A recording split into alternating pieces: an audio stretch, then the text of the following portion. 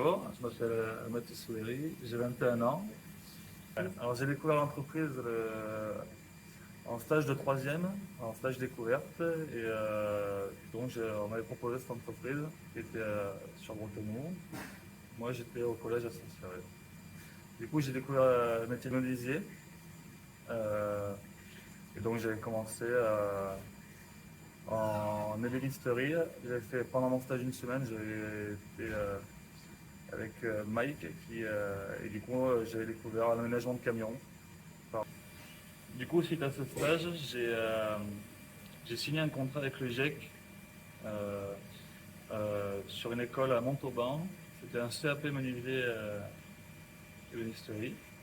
Et après sur l'année qui a suivi j'ai fait un autre CAP de menuisier poseur à Cahors sur un an. Et après j'ai enchaîné sur un autre contrat sur un BP menuisier ébénisterie. Quand j'étais arrivé ici, j'ai travaillé dans un autre atelier qui était une autre gamme, c'était une ancienne gamme en 58. Et donc ça, quand j'étais arrivé à 15 ans, et à 20 ans, quand j'ai eu 20 ans, Bernard a investi dans un nouvel atelier qui passe dans une gamme en 68 et où il m'avait proposé de m'en occuper un peu. Et du coup, j'avais accepté. Du coup, on était parti faire une formation en Italie avec un autre collègue. Et là, on a découvert une nouvelle machine pour faire cette gamme de 68. Et du coup, maintenant, je m'occupe d'usiner les fenêtres en 68.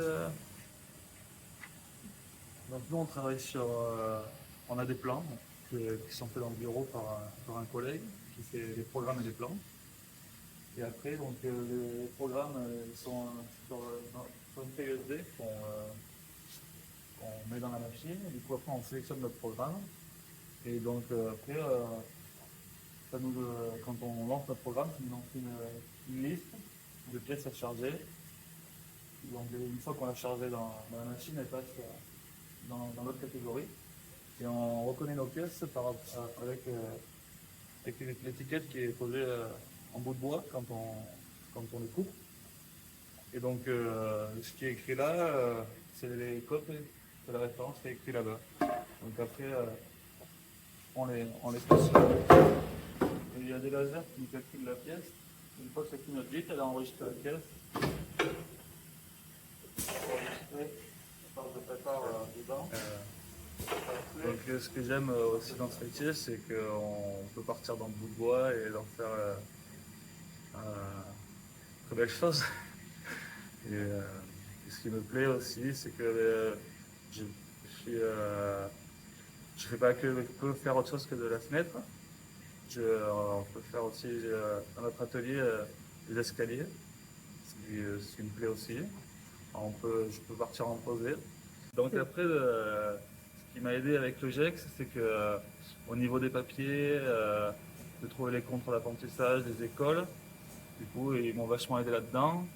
Depuis mon embauche, j'ai eu un apprenti qui fait un bac pro qui passe aussi par le GEC et qui va finir sur cette année son bac.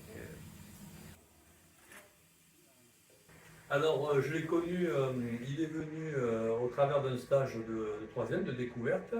Et puis, en fin de compte, ça avait l'air de lui plaire, le métier de menuisier. Et les gens avec qui il était là l'ont trouvé assez impliqué. Bien, on s'est dit, quand il s'est présenté pour faire l'apprentissage, on s'est dit, voilà, on peut le valider. On peut valider, et puis on l'a pris au travers du GEC. Le GEC, on l'a pris au travers du GEC, parce que ça nous permettait, nous, de nous concentrer un peu sur le cœur de notre métier, c'est-à-dire la partie menuiserie, formation, et laisser la partie administrative au GEC.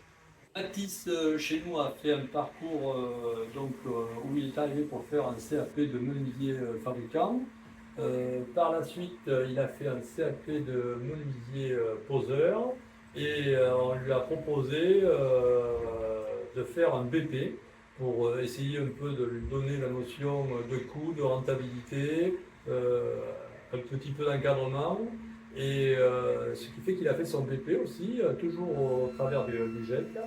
Et maintenant, eh bien, Mathis est autonome, même il forme des apprentis ou des jeunes en découverte professionnelle. C'est un peu la roue qui tourne et c'est lui qui a été apprenti, mais maintenant c'est lui qui explique aux autres comment marchent certaines machines et les formes sur certaines machines et sur les montages des fenêtres.